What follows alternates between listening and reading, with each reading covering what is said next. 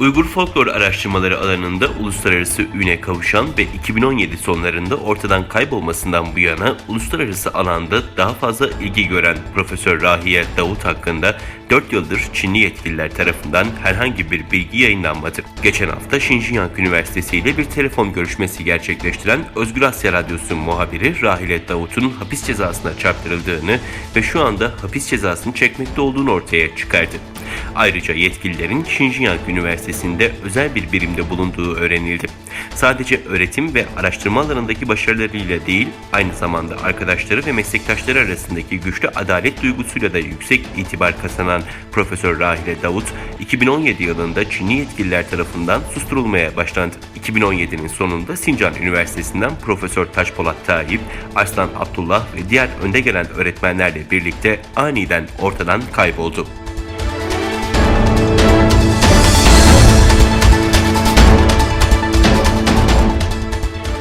Ajans France Press'e göre yaklaşık 50 Fransız milletvekili 29 Haziran'da parlamentoyu Çin'in Doğu Türkistan'daki Uygurlara yönelik baskıcı eylemlerini soykırım olarak sınıflandırmaya çağıran bir yasa tasarısını ortaklaşa sundu.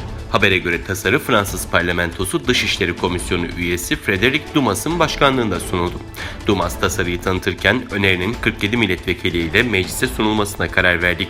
Umuyoruz ki gelecekte daha fazla insan saflara katılacaktır, dedi. Tasarının Fransız Parlamentosu'na sunulmasında aktif rol oynayan Avrupa Uygur Enstitüsü Başkanı Dilnur, Fransız Uluslararası Radyosu'na yasanın onaylanmasının önemini anlatarak tasarının Doğu Türkistan'daki Uygurlar için önemli olduğunu, aynı zamanda diasporadaki Uygurlar için de itici güç olduğunu söyledi.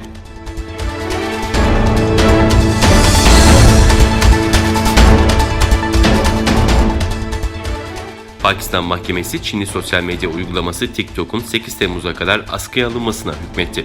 Kararda TikTok'un hukuka, İslam'ın temel emirlerine ve Pakistan kültürüne saygı göstermediğine işaret edildi. Pakistan'da yerel basındaki haberlere göre Sindh Yüksek Mahkemesi'nde TikTok'un yaydığı ahlaksız ve müstehcen içerikler sebebiyle mağdur bir Pakistanlı'nın söz konusu sosyal medya uygulamasına karşı açtığı davanın duruşması görüşüldü. Mahkeme kararında TikTok'un daha önce mahkeme ve Pakistan Telekomünikasyon Ajansı nezdinde müstehcenlik yayan hesapların kapatılacağına dair verdiği sabit taahhüt ve güvencelere uymadığına dikkat çekildi. Ayrıca mahkeme kararında Pakistan Telekomünikasyon Ajansı'na 8 Temmuz'daki bir sonraki duruşmaya kadar TikTok'u askıya alması belirtildi.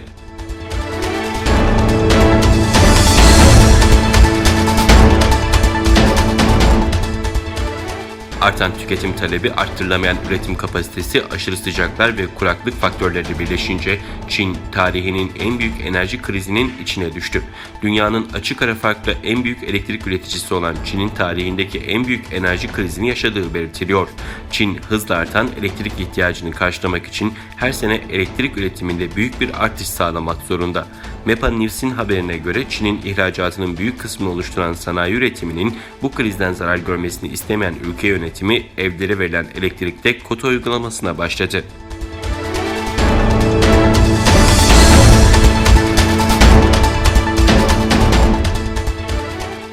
Çin Devlet Başkanı Xi Jinping, Çin Komünist Partisi'nin 100. kuruluş yıl dönümünde yaptığı konuşmada Çin'in diğer ülkelere tahakküm etmediğini söyledi. Xi, ABD'yi hedef aldığına inanılan konuşmasında ayrıca kimsenin Çin'e tahakküm etmemesi uyarısında bulundu ve edenlerin kafalarını büyük bir çelikten duvara çarpacağını kaydetti. Başkent Pekin'deki Tiananmen Meydanı'nda 1 saat kadar konuşan devlet başkanı, modern Çin'de Komünist Parti'nin oynadığı rolü vurguladı ve ülkenin büyüme hikayesinde merkezi konumda olduğunu söyledi. Ayrıca halkı partiden ayırma girişimlerinin başarısız olacağını belirtti. Kutlamalar kapsamında savaş uçakları gösteri uçuşları yaptı, top atışları yapıldı ve şarkılar çalındı.